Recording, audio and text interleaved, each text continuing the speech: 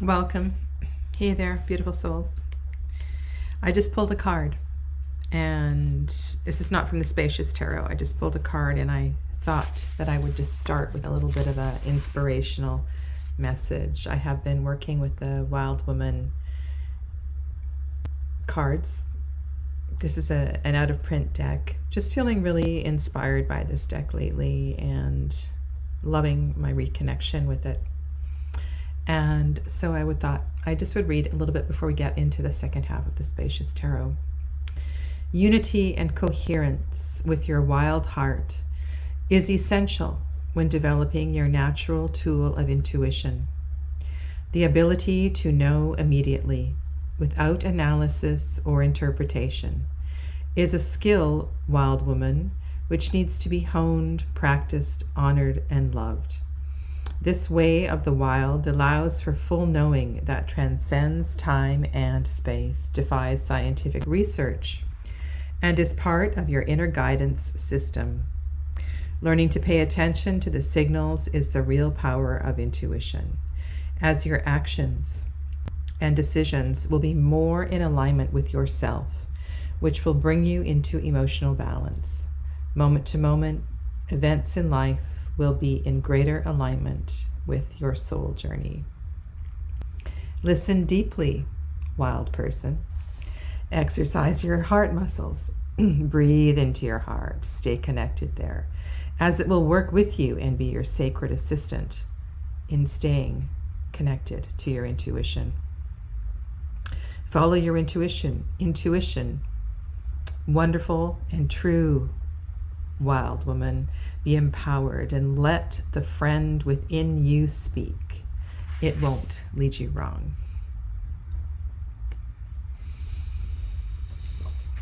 Thank you, Liz, for this deck. All right, so today here I am back with the Spacious Tarot Part 2. And if you missed last week, I'll make sure that it's linked below if I didn't already do that. So Part 1, we went through the Major Arcana and the Suit of Pentacles. And today we're going to start with the Court cards of the Pentacles, or just recap that, and then we will carry on forward. I did re-listen to the audiobook that comes with the Spacious Tarot, so it's fresh in my mind, and I'm going to share with you some of my own thoughts, as well as the intention of the creators. Okay? Hi, Tammy Ann. I am, for those of you that don't know, my name is Sadhana. I'm an intuitive reader and healer, and this is one of my favorite mediums working with the tarot. And I'm here on Wednesdays, usually an hour later, sharing decks with you, but I will, whenever I can, come on a bit earlier so I'm not bumping up against my Facebook Live, which is Wednesdays at 6 p.m. Okay. Each of the court cards in the Spacious Tarot has an animal guardian. And in the Suit of Pentacles, which is the first suit that is introduced in this tarot, is a bear. And there is no explanation in this deck why the suits are presented in the order that they are.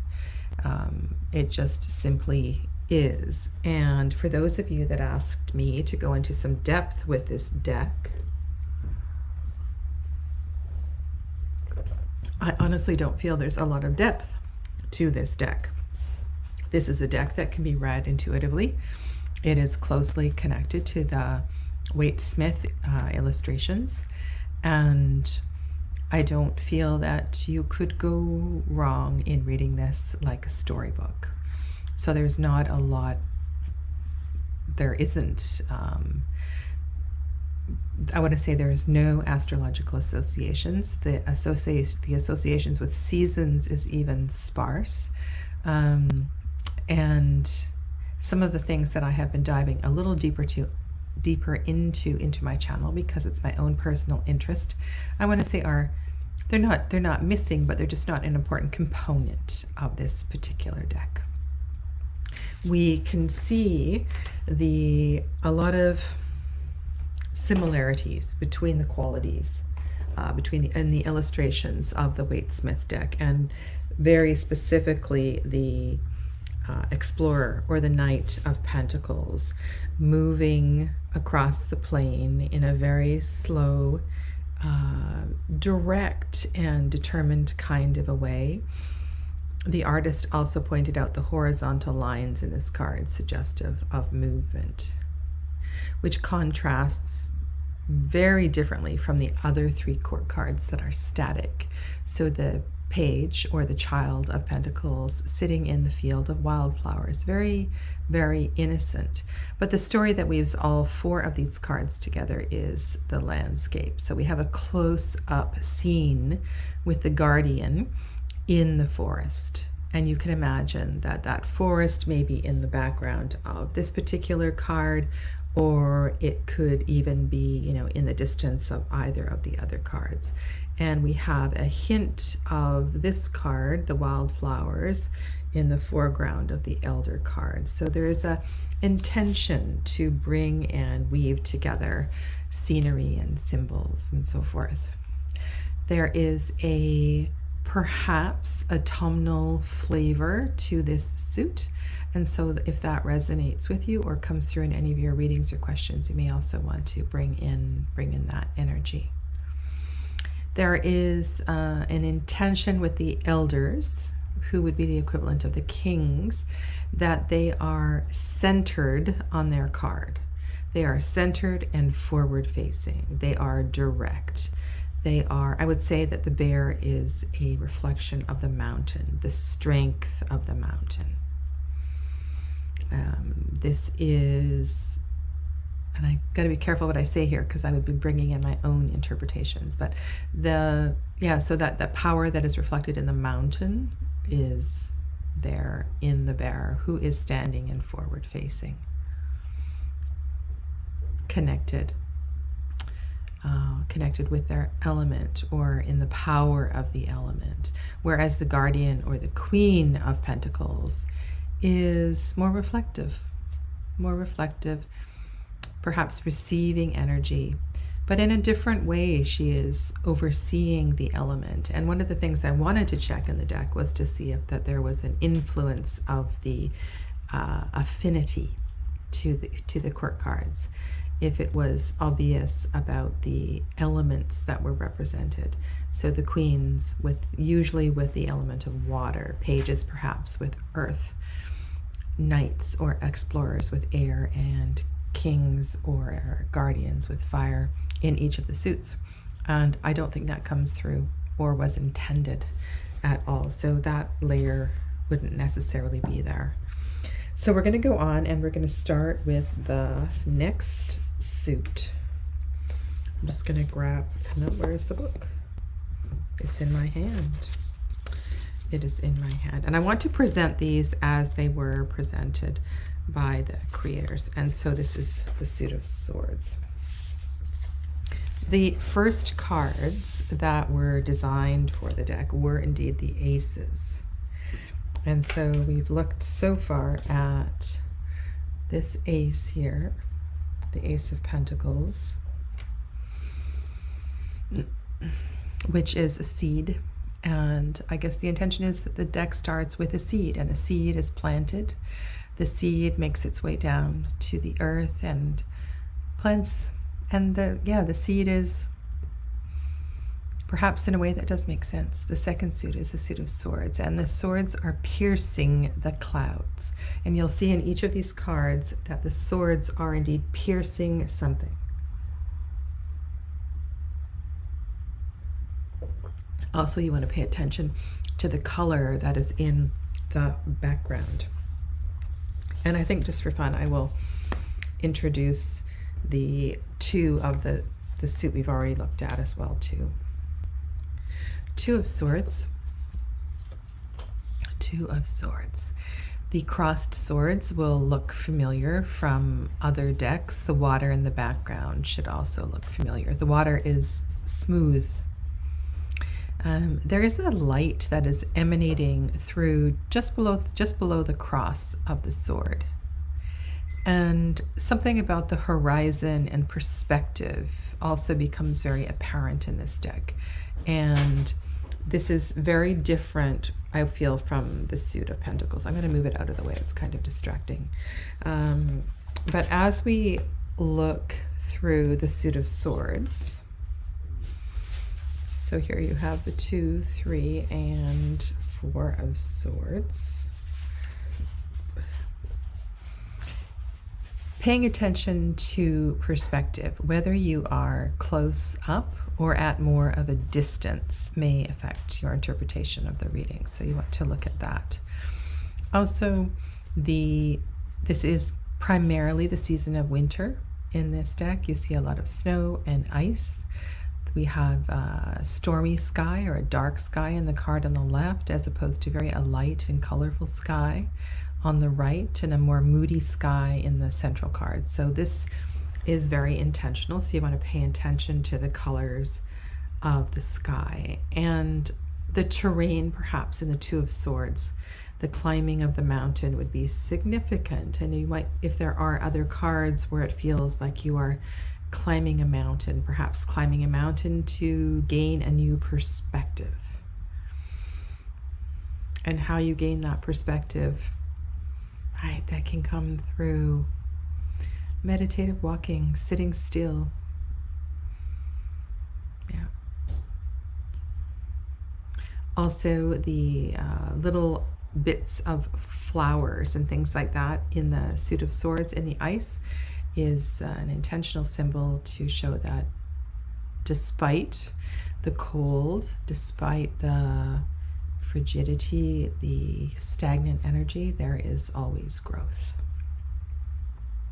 The 3 of Swords with the darker background pierce the ice. The ice is cracked. And I want to, when I'm working with this deck, think about the energy of water as ice or snow or water, right? Depending on its different forms. It's a very dominant element in this suit, in this deck. So the frozen ice is cracked.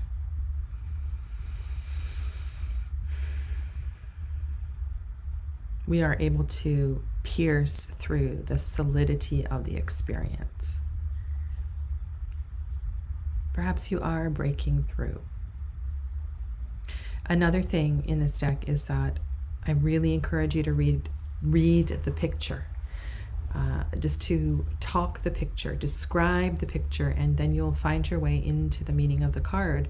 I don't think there is any point in bringing in numerological associations, the interpretations of so in the beginning of the guidebook, there are a few descriptions of numbers that are, I want to say,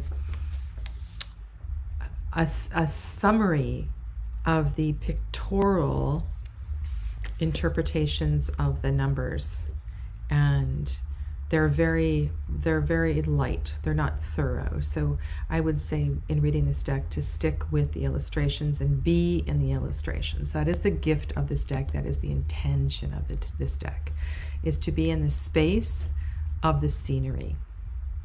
And you may want to step in, you may want to look at it from afar. And in the 4 of Swords, the card of calm and rest, we have a bench in the middle of a field of snow with a light sky.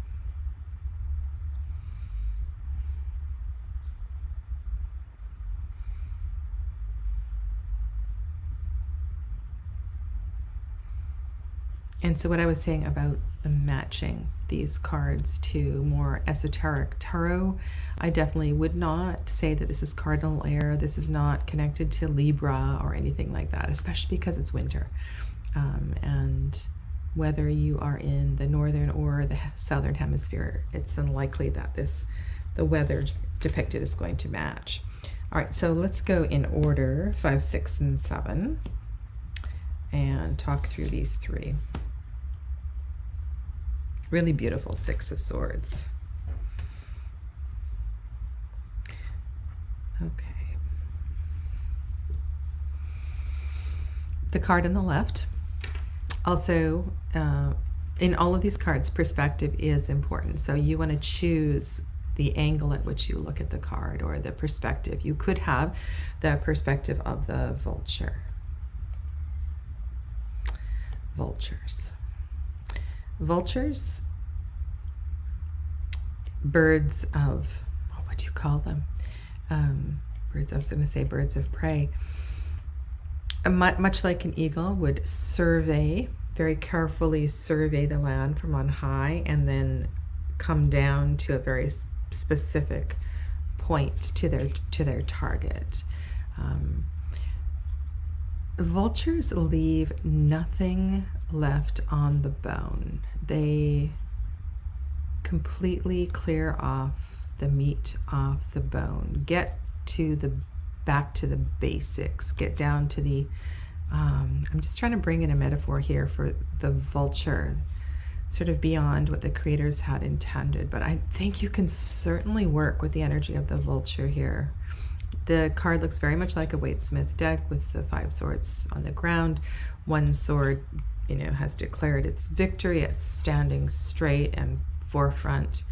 The vulture is the victor. And it's snowing. It's snowing. It's not clear. So the sky is not clear. So perhaps the intentions were not clear, or it's not clear whether it is a victory or not a victory. So again, look to the sky, look to the weather to get more information. In the 6 of Swords, we see a clearing in the distance, which is familiar iconography for this particular card. And the 6 swords are all huddled together. They are together in a group, leaning against each other, supporting one another, having journeyed from the 5 to the 6, moving towards the light. And the deck creator's intention was not to anthropomorphize the swords or anthropomorphize the animals, but they do take on a quality of life. And I can imagine those 6 little swords picking up and sort of walking across the ice or the snow, and then taking a rest and looking after each other on the journey forward toward the light, towards the clearing. And in the 7, one of the swords takes a different path. They don't follow the same path as everybody else. 6 swords do what they are supposed to do, and one sword chooses its own path, chooses to wander and wind and do what they want to do, whether it is for good or not. That will depend on the question and the surrounding cards. But one sword stands alone and it does its own thing. Okay, and for sure that makes sense with the 7 of Swords. Lots of different interpretations, but that works. And then here's the 8, 9, and 10 of Swords. The animal in the 9 of Swords is a rabbit, a little rabbit. Perhaps I didn't read the guidebook when I first got the book. I thought it was a mouse, but it's not. It's a rabbit. So again, look to the sky. So we have light sky, dark sky, and the swords they're illuminated on the tips. And then in the 10 of Swords, we do have a clearing in the distance, and just like in the Waite-Smith deck, there is water here, and perhaps not as bright a sky as you would see in the Waite-Smith deck. I always thought that this 10 of Swords looks a little bit like, I just need my major arcana here. I often wondered if this was wood, a cross section of wood. I don't think that's what the intention was, but there are a lot of cut tree stumps in this deck, and you may find some connection in that as well too.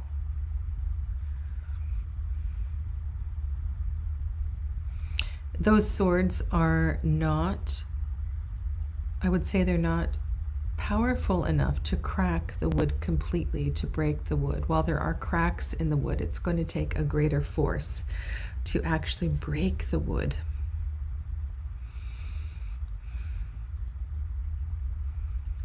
So the tree, while it is cut off, a very interesting metaphor, while the tree is cut, it is not broken. It will grow again. Notice also the perspective. We are close up. We are close up. So our perspective is myopic. And I think one of the lessons of this card is in stepping back and seeing the whole picture. And perhaps if we did step back, we would see a glimmer of sun in the distance. Okay. All right, so the 8. Let's do the 8 and the 9. Sorry, I just felt like starting with the 10. Hi, Laura. Hi, Perry. The 8. So we have a very healthy tree that is surrounded by 7 swords. And again, we have a sword that stands on its own. And you know, when I look at the 8 of Swords, I often thought this is an umbrella stand or something like that. That's what it looks like to me. But the swords are arranged around the tree. And I think the lesson here is, well, I mean, we do see also in the suit of wands, white wands and black wands, and a few red wands.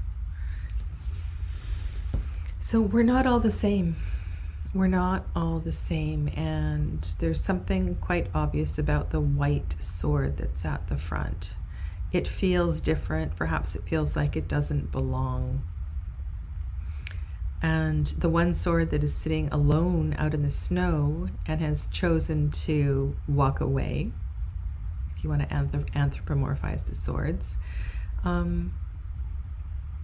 that sword, maybe it can rescue the other swords, but I see that sword more as an example that it doesn't have to stay with the rest of the thoughts. It doesn't have to stay with the rest of the swords. It is okay to stand alone. It's all right to speak a different voice, to be in a different way. And in that way, the meaning is not that different from the 7 of Swords.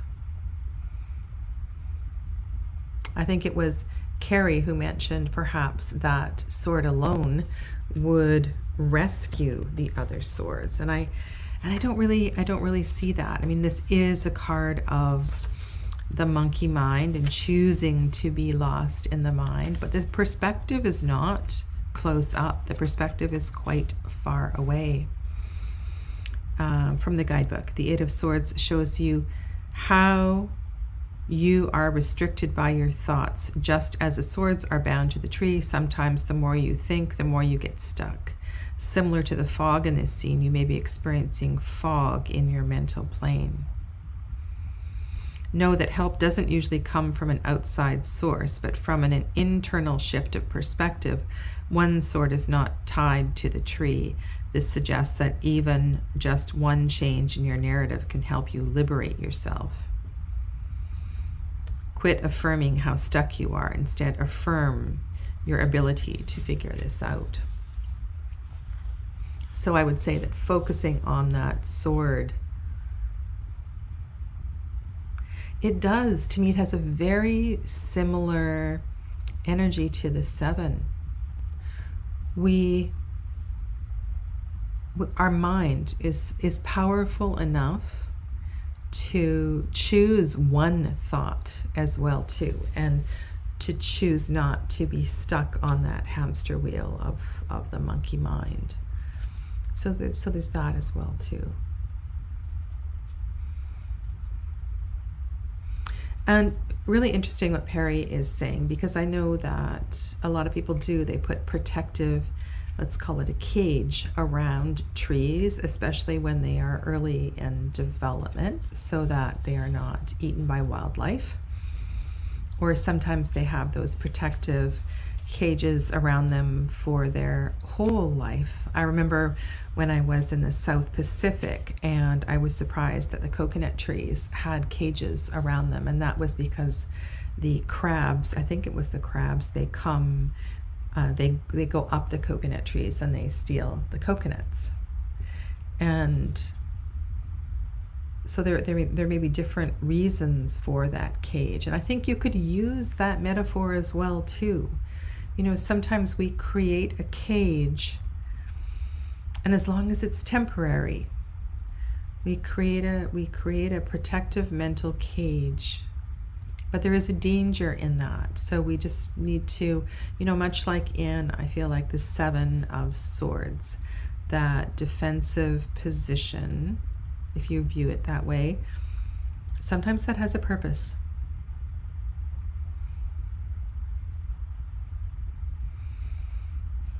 And then the card in the center, woe is me. Everything is coming down on me. 8, 9, and 10 of Swords. Mutable air. So the astrological correspondence is Gemini. This is not the intention of this deck. But this is these cards are a very busy mind. Insatiable curiosity that sometimes takes us deep, deep into rabbit holes that we can't get out of, and therefore we do not sleep. We are swirling in our brain till all hours of the morning. We create fears that aren't there because we circle around and around and around. And so there's a lot of connection between these three cards.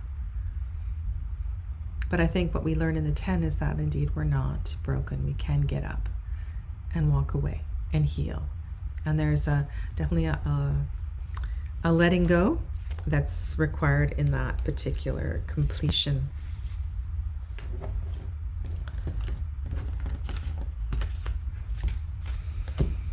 Child. So we have crows as the guardians for the suit of air. And it's also, I don't believe this guidebook has stated the elemental associations. Honestly, I don't think it does. I'm just checking. And the reason I'm saying that is because of the way the suits are presented. We are in winter. We have a lot of snow. We do have crows, and I know that this is the only direct air reference for this suit. Okay. And so again, here is another point, and that is point. That's not a pun.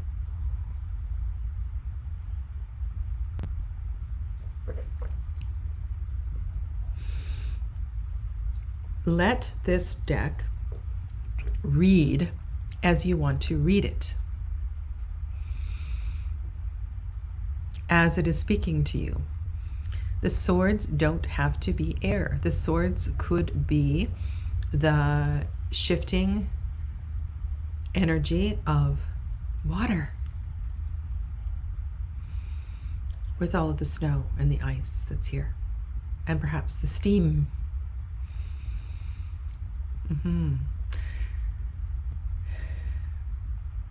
Frequently, in Waite-Smith and Waite-Smith inspired decks, we see the pages receiving the gift of the ace. They are holding the element from the ace of the suit. And in this case, we do see the Ace of Swords in the Child of Swords. They are insatiably curious. They are looking perhaps at their shadow, they're looking between their legs, they're looking at the sword upside down from a different perspective, trying to figure out what to do with it. It's kind of a funny card. It's very endearing, actually. Whereas the Explorer, I wonder if because of the Explorer's weight, if the Explorer could walk to the end of the sword and the sword would stay in position, or the sword would descend towards the land and the bird would have to fly. I believe part of the potential of this deck is to make up a story. I mean, I honestly feel a sort of walking the plank sort of energy here. The Explorer of Swords takes risks and ends up walking the plank, or putting themselves in positions where they may have to walk the plank, so to speak. So there is that as well too. We have different, again, different perspectives in all of these cards.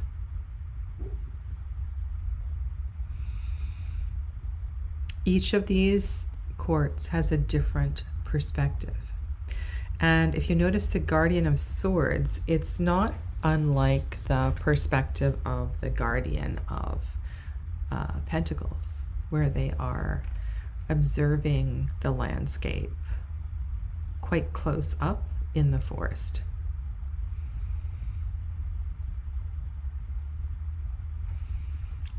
So this is one of the, I would say, the secrets of this deck. The intention of the creators is that the crow in the fourth court is flying towards you, towards us. The sun is behind. And so we have a solar reference, a sign of energy, hope. The sword is piercing through that energy, piercing the sun. So look to these cards and ask yourself, what is the sword piercing? How is the sword arranged? How do you feel when a sword is up versus when a sword is down? In a reading, are all the swords up or all the swords down?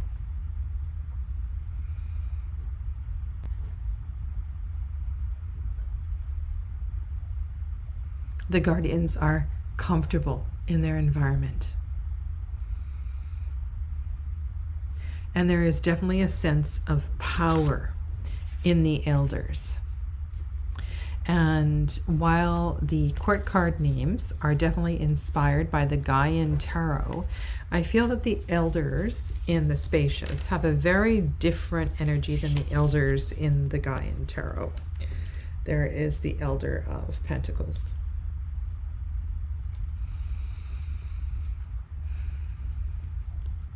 The creator describes it as a mastery of the element, a mastery of the experiences of the suit. But there is also, and again, power is a funny thing, right? What are we going to do with that power is always the question, and how we manage that power.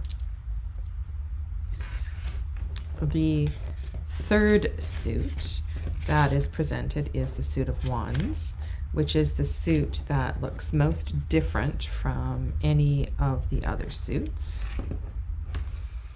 It is the most pippish looking suit. And I would say so here is your ace. Let's look at all the aces so far.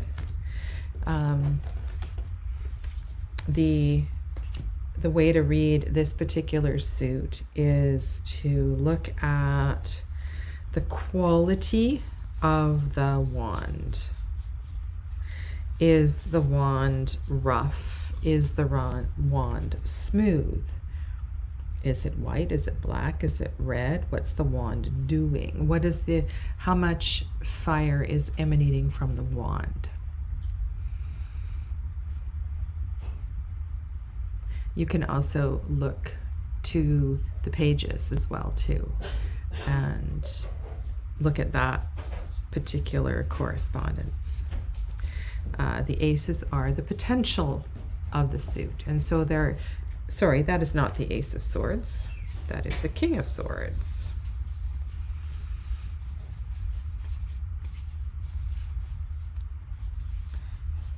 My apologies. I'm looking for the Ace of Swords. There it is. That is the Ace.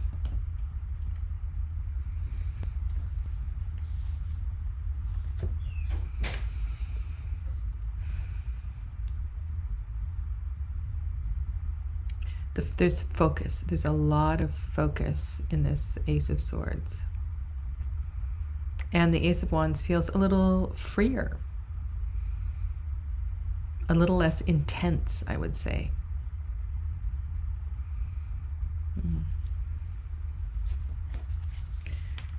Okay, so Suit of Wands. 2. This card is inspired by the 2 of Wands in the Wild Unknown, and 3 of Wands. And there are a lot of correspondences for the 3 of Wands. You can look to the paths, any of the cards that have paths, including the Fool, perhaps Judgment. There are others as well too. And when I look at that 3 of Wands, I see them illuminating a path forward, guiding you along the path. I have seen different Wands cards, usually in higher numbers, perhaps Wildwood, perhaps Lumina Tarot, where the paths line both sides, where the wands line both sides of the path, guiding the way. So we know this is early in the journey.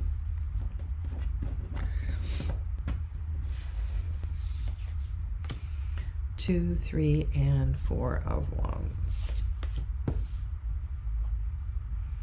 The intention with the 4 of Wands is to create movement. There's a lot of swirling of energy. The creators did not speak to black wands as feminine, white wands as masculine. There was none of that. Simply that the wands are different. One is rough, one is smooth and straight. One is finely crafted and one is rough. And you are open to read that any way you want.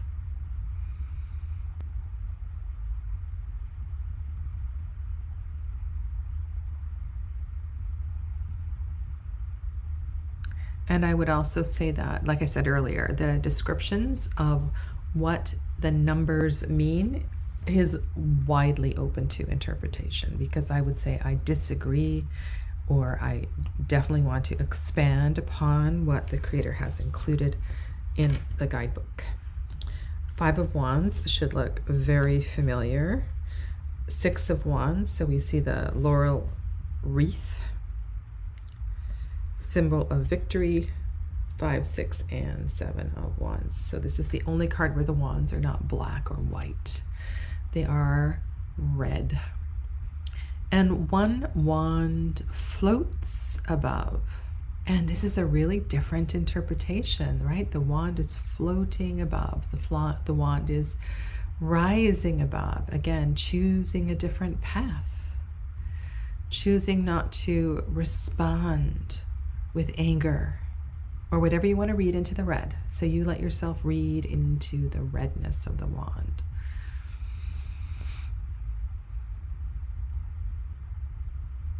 It seems to know where it's going.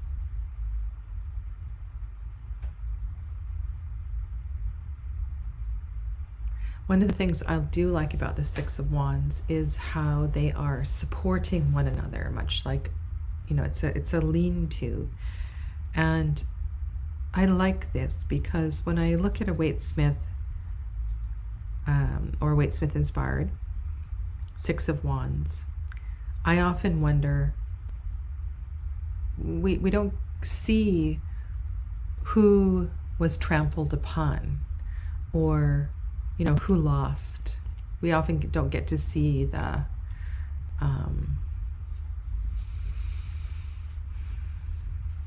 you know what I mean? Like somebody's riding into town on their horse. Well, who did they kill, or who lost?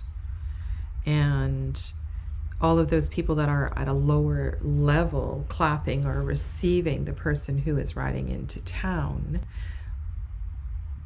they were there. They support, perhaps they provided food for, or weapons for, or emotional support for the one who is riding in victory. And so this lean-to that's underneath that laurel wreath is, and the laurel wreath is encircling the whole group.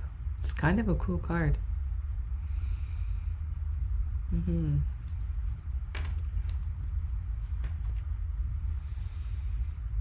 8, 9, and 10.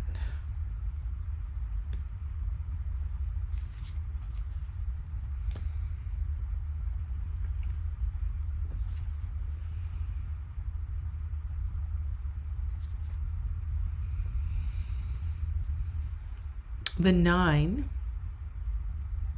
I believe, is a Marseille-inspired card. However, even though the creator says that, I would take that with a grain of salt. She says quite directly, I haven't studied Tarot de Marseille. She doesn't even call it Marseille, she calls it Marseille. And it just feels like she wanted to, that those shapes inspired her. And just as she said, there was another card that was inspired by, that was Thoth inspired, but she said she hadn't studied that system either. So look at the shapes, look at the colors, and let's see if you can get some information from those colors.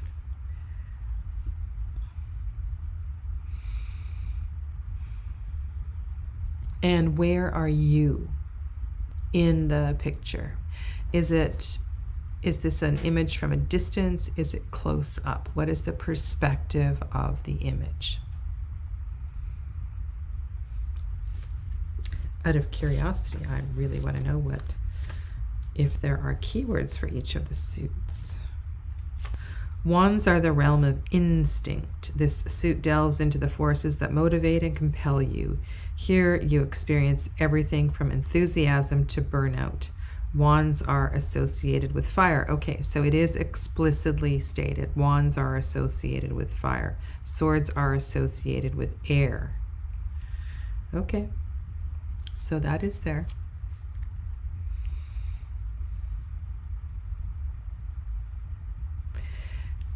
Can we look at the 9? The rose is traditionally a feminine symbol. It's a feminine symbol. We do see a few, not many, and I'm not even sure if they're thorns. The thorns that protect that wand, or the little pokey bits on that wand. The creator describes this rose as a symbol of power. Is that the power of one's femininity? The power of the divine feminine within. Then, you know, and I hesitate to say things like this, but 9s in a Kabbalistic interpretation are all the Sephirah of Yesod, which is the moon, which brings in a feminine energy. I believe that this particular card is even ruled by the moon.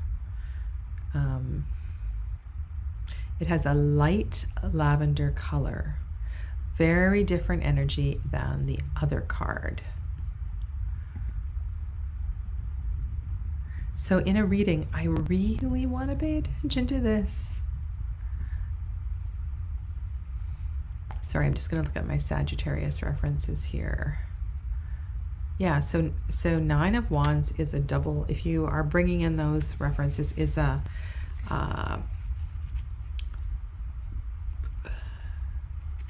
double moon card.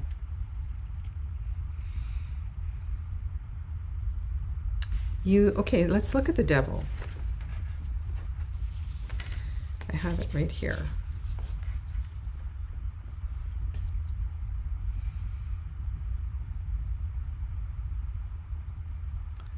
That's the Devil card.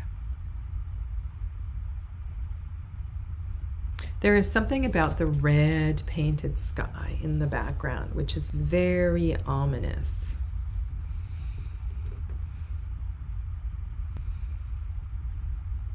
Those wands, there's a lot of them. They appear to be sort of gathered. They are leaning against each other.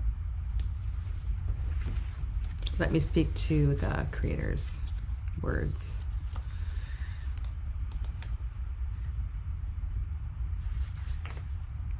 Ten of Wands teaches you that you can't do everything at once. Being a multi-passionate person is a good thing until you become bogged down with more than you can actually take on. Multi-passionate. Other Wands cards hint at the risk of overextension. Here, that risk becomes a reality. And that is also shown through the close-up imagery.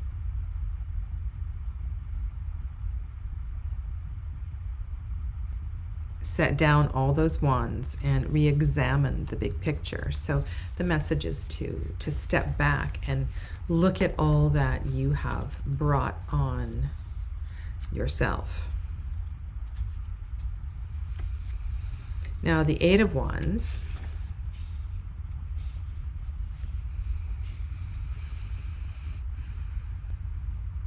It feels as if the intention, the wheel is all moving in the same direction. Everything is sort of moving at the same speed, with the same purpose.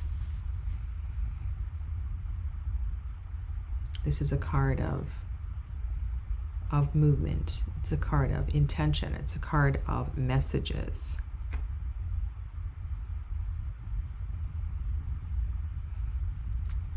Aligned action and synchronicity are the intentions of the Creator. Okay, and then these court cards have Salamander Guardians, Child,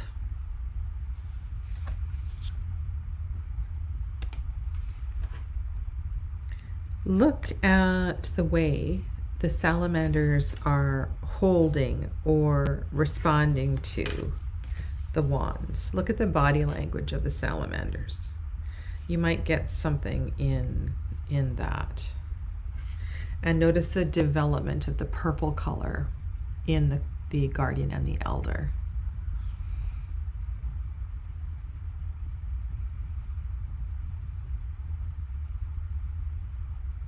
So the color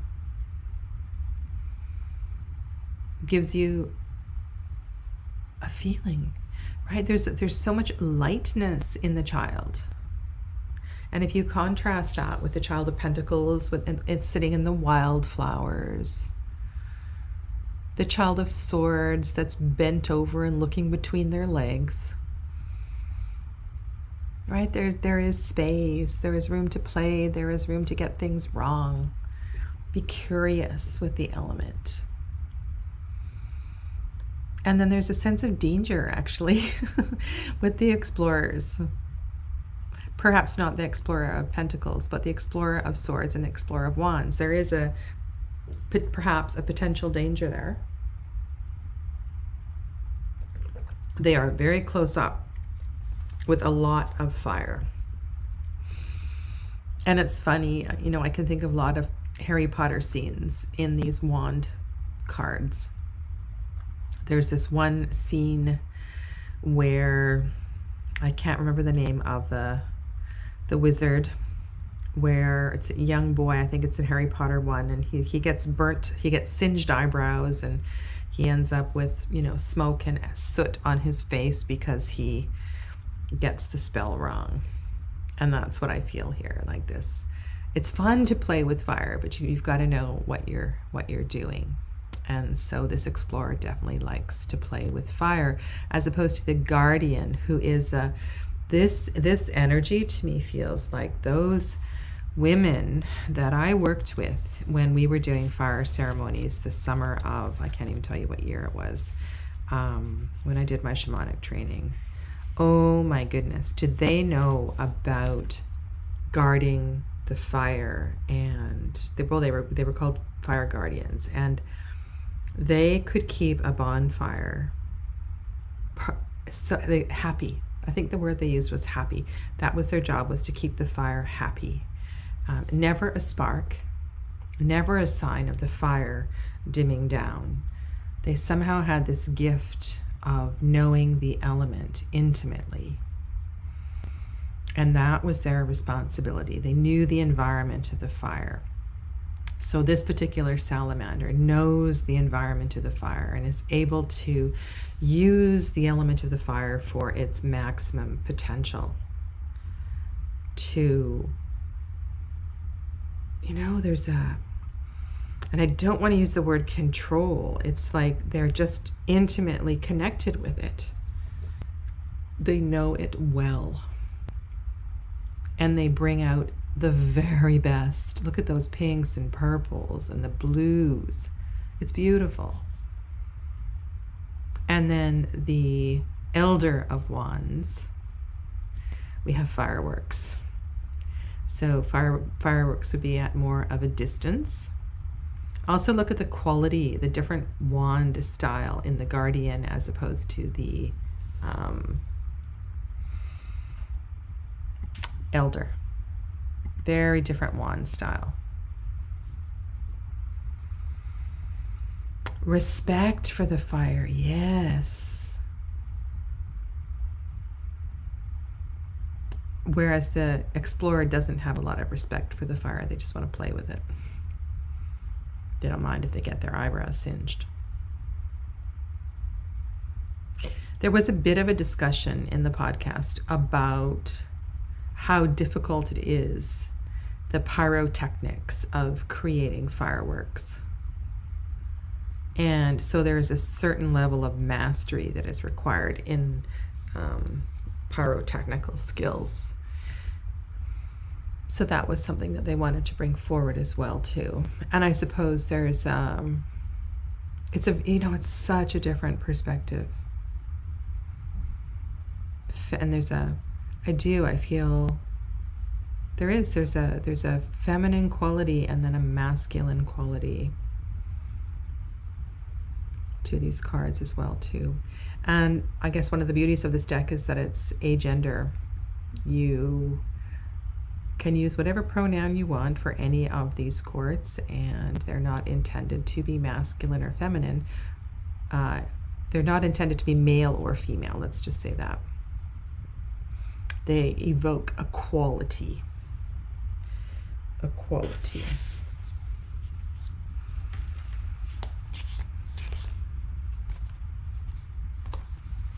So the final suit is water. And water, I guess, is connected to cups, which is connected to the element of water. So interesting how there is, I think, even stronger than most sword suits, ace. Let's do what we did with the others. Let's look at the aces.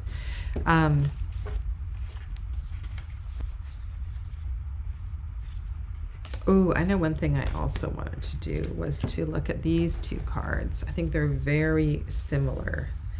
And that is the Two of Wands and the Magician.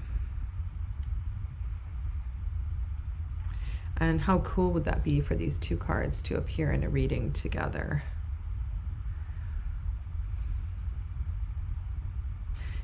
As I mentioned, this card was inspired by the Two of Wands in the Wild Unknown Tarot. Did I say Wildwood before? The Wild Unknown. And there's a lot of focus here. focus in the beginning of the creation. Okay, so let's go back and I'll put all 4 aces on the table for you. There's the Ace of Wands, the Ace of Cups,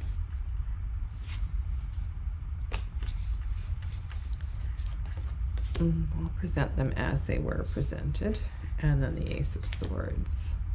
So these are your 4 aces, and this is the place where the deck began.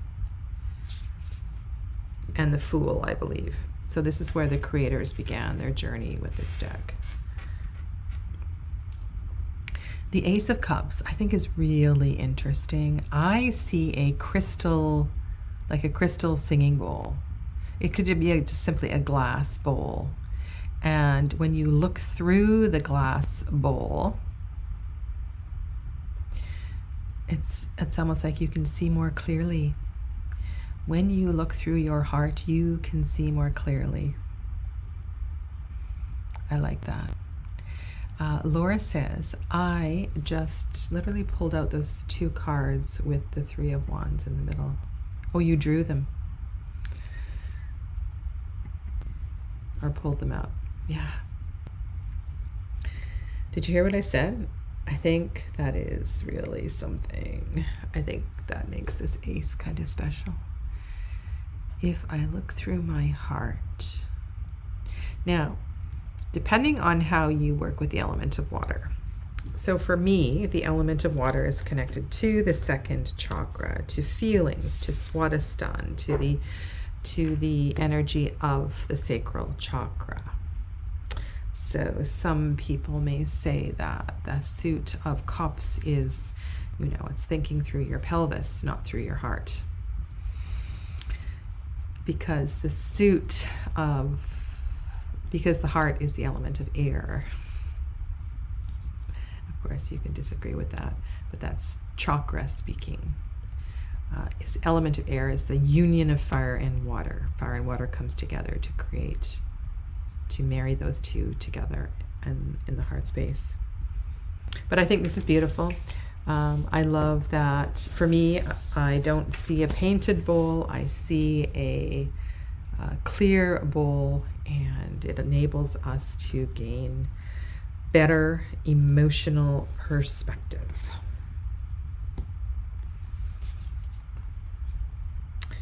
The creators. So this is so interesting. I find this 2 of Cups kind of creepy. To me, it looks like a stagnant pond, a murky pond. And it takes on, maybe I'll zoom in just a little bit. If you don't have this deck, there we go, that's better.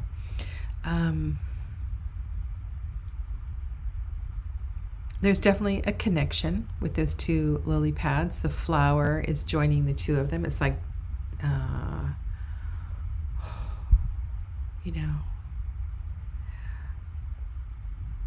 yeah, you could bring in a sexual connotation as well too, right? The flower with the 2 lily pads on either side. But there is a level of connection here. But I think there's something going on in that murky water. That murky water and the steam. There's also a single lotus in the background that's rising up from the depths. I think you could use this 2 of Cups in a lot of different ways. It doesn't have that romantic sort of element, but that's me reading something into the color that I'm seeing. And this deck is for you to do that. You read it how you feel it. You read it how you see it. The energy in the 3 of, I think the 3 of Cups is perfect. I see the water spilling from each of those cups, comes down together and it splashes up and it creates a bit of mist, and all that energy comes together, and yeah, it's kind of beautiful. And then there's 3 tiny, tiny little fish playing down below. And I wonder, I just noticed this, Go to, if you have the deck in hand, pull out the Two of Swords. These are the majors I've got in hand.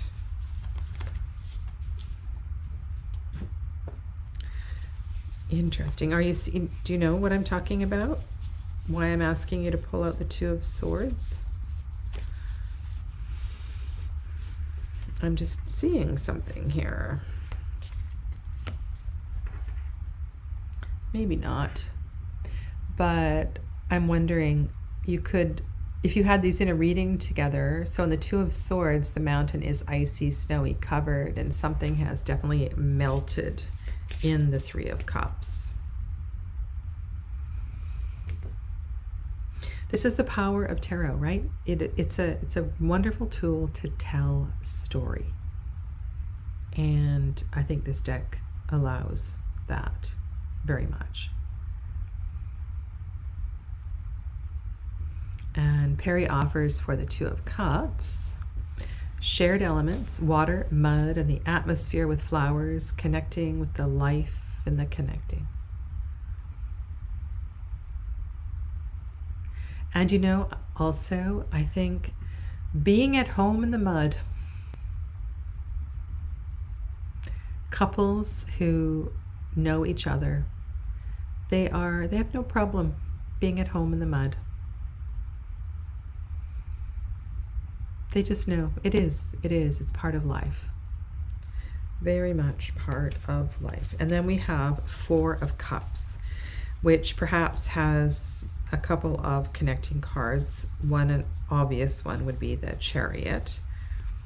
There's just something with this card that feels, and obviously the card next to it as well too. There's the Chariot card. And so are we in the water, in the flow of life, or are we out of the water, choosing to step out of the flow of life for one reason or another? Why do we need to step out and away from out of the current? Perhaps it's just a little too much for us at this time.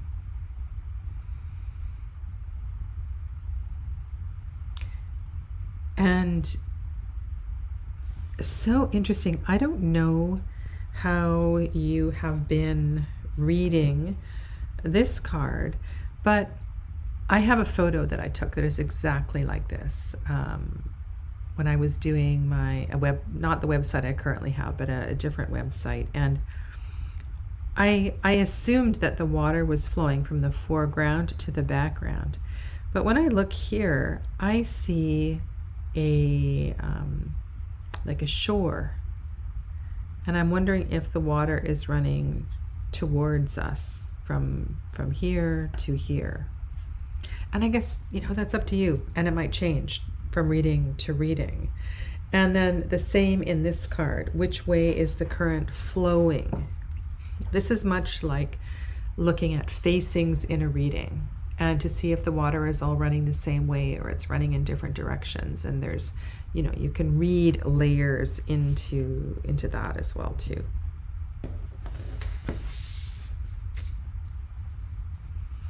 There's probably something you could say about this tree that's growing out of the rock.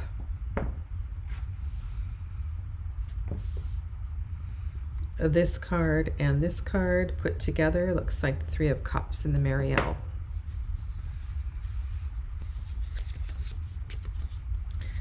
Six. Let's put 6 in the middle.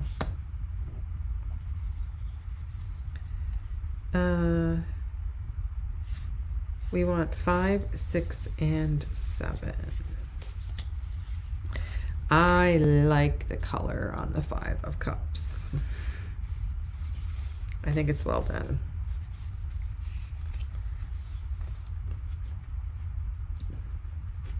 Five, 6, and 7 of Cups.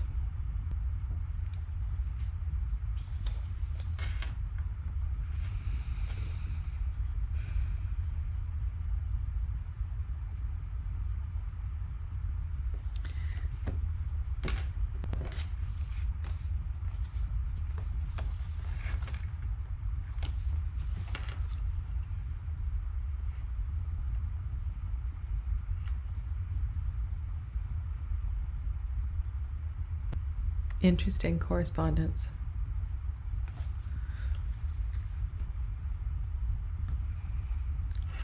Across the river, there are 2 cups standing. The sky in the horizon is lightening. And so what does it mean? It means we have to cross the river. We have to cross the river.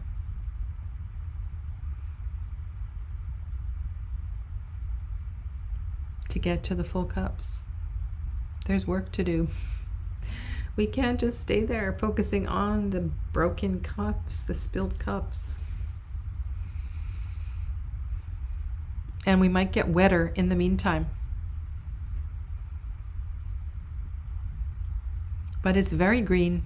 It's very green, and it feels like, you know, green is a color of healing.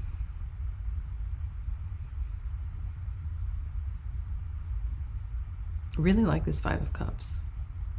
6 of Cups is a little cheesy to me. It's a little cheesy. 6 of Cups and 9 of Cups, I think they're a bit cheesy, but that's okay. And then the 7 of Cups feels a bit cartoony. 7 of Cups, all of these cups are free falling, and I loved it when, so the artist's name is Annie. I don't know if it was Annie or Carrie described this one as like falling down, when Alice fell down the rabbit hole. So why did she fall down the rabbit hole? She fell down the rabbit hole because she was curious, right? She was following the white rabbit. She had never seen a talking white rabbit. So curiosity took her down the rabbit hole into a dream that probably changed her forever.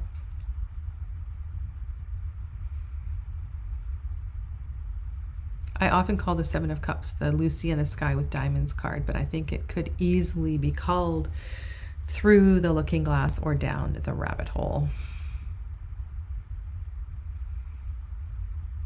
And that 6 of Cups card, I think also, it's a reminder not to get lost in, you know, that expression, or I think it's sage advice, when you are traveling and you have had a perfect experience somewhere, it's probably better to go to a new place than to go back, because your memory may be spoiled, you know? And there's sometimes we can find tremendous healing in memories, but other times we need to be cautious of spending too much time in the past.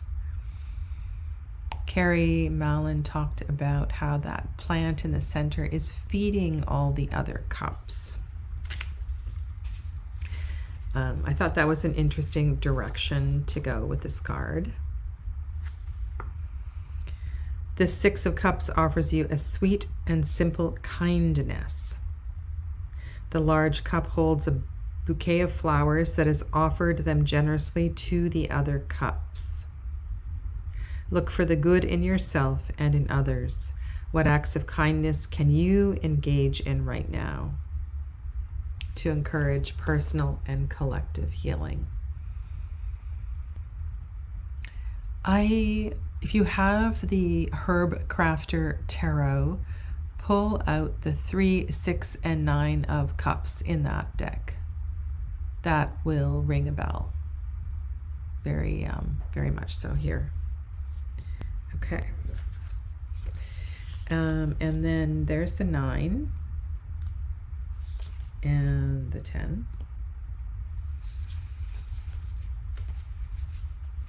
and the 8. So apparently the 6 was inspired by the 8.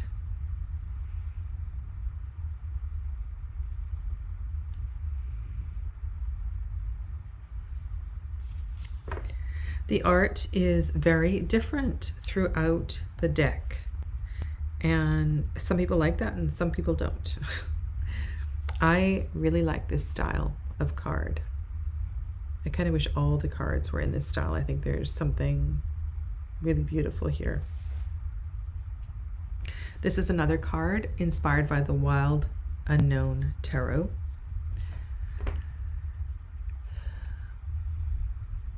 And each of these cards, I think, is very easy to read. There's something about the way the cups are arranged in the Nine of Cups. It does look, okay, so yeah, it does look like that, the way the cups are arranged in the Waite-Smith deck, I suppose. But they're, instead of being in a semicircle, it's more like they're coming to a point, and that might speak to you. They are all different. They're all different, recognizably different.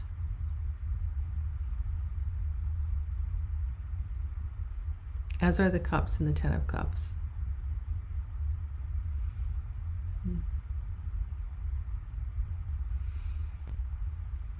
Yeah, I don't think there's too much to say there. Those are fairly straightforward.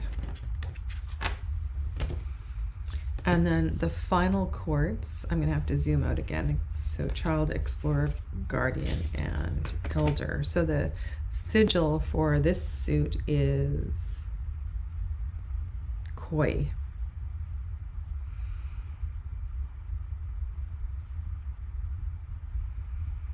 You know, I have no idea if Koi is a farmed animal or if they actually exist in the wild. This is a great group to look at for perspective. Very cool.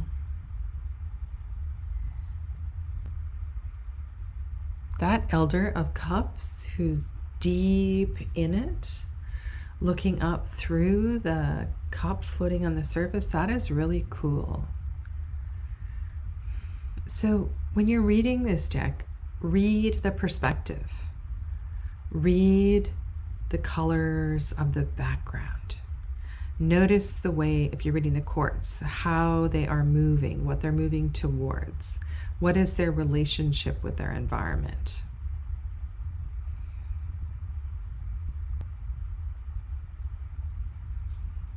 This could also, with the cherry blossoms, I suppose, reflect a spring energy, though seasons are not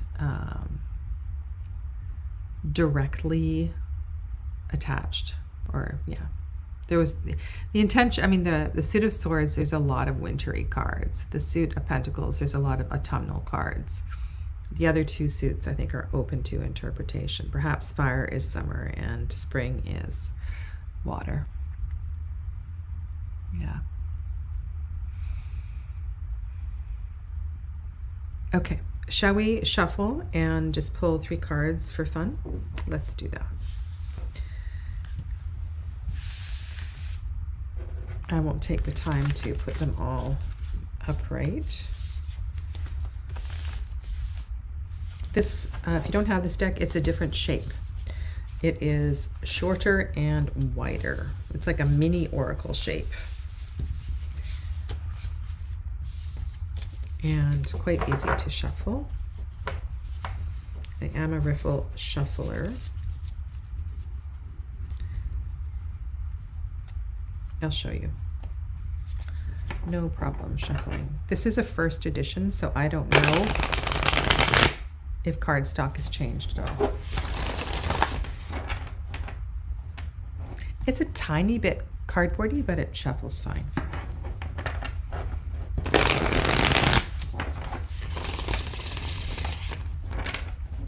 All right. Tomorrow is World Tarot Day.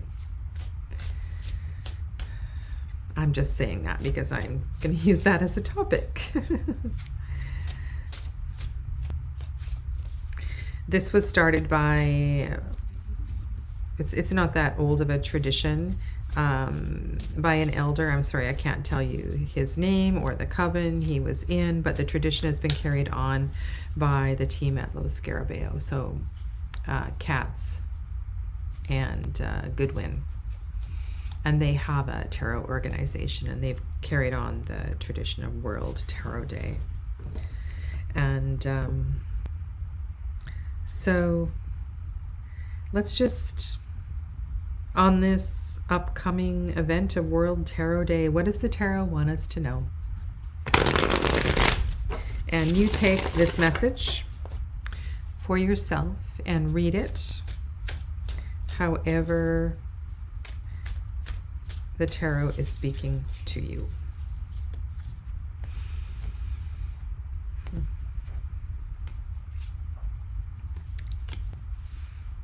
Be open. Be open. Be open to reading the tarot how you want to read the tarot. Go into each and every deck with a fresh set of eyes. Give yourself space for reading the tarot.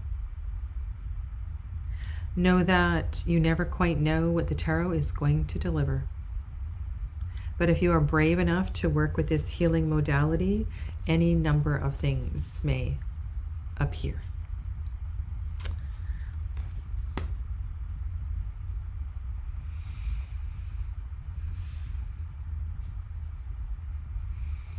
Do not be afraid of the tarot. The tarot isn't here to put fear in your heart. The tarot is here to shed light and to help you to awaken. So when you are feeling like a deer in headlights in a tarot reading, stop for a moment and look at the big picture. Actually, one of the things that I like to do is I love reading on my table here. So when I look at the screen, I see the cards as you see them. When I'm looking at them this way, I'm looking at the cards upside down. Sometimes I'm doing a tarot reading, I see the cards sideways or from a different direction. And quite literally, sometimes you have to look at the cards from a different perspective. You need to look at the cards in the daytime, in the nighttime. This is why it's really beautiful to let your cards marinate on your table if you can. And finally, the tarot on this journey, on this path. So 2 major arcanas, that's kind of beautiful. There is an opportunity for growth. And I think one of the gifts of the tarot is it can guide us and inspire us through our various projects. Let's use that word. And it may be a self-development, but it could be also a material, physical development. And this path of tarot teaches us about, not only about perspective, but it also teaches us about our potential to be whatever it is we want to be,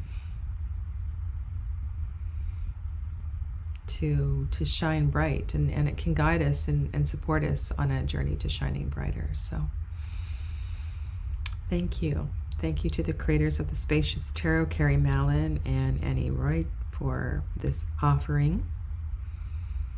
And yeah, if you have any questions, come back and please leave me a comment later. Take good care of yourselves, and I will see you soon. Namaste.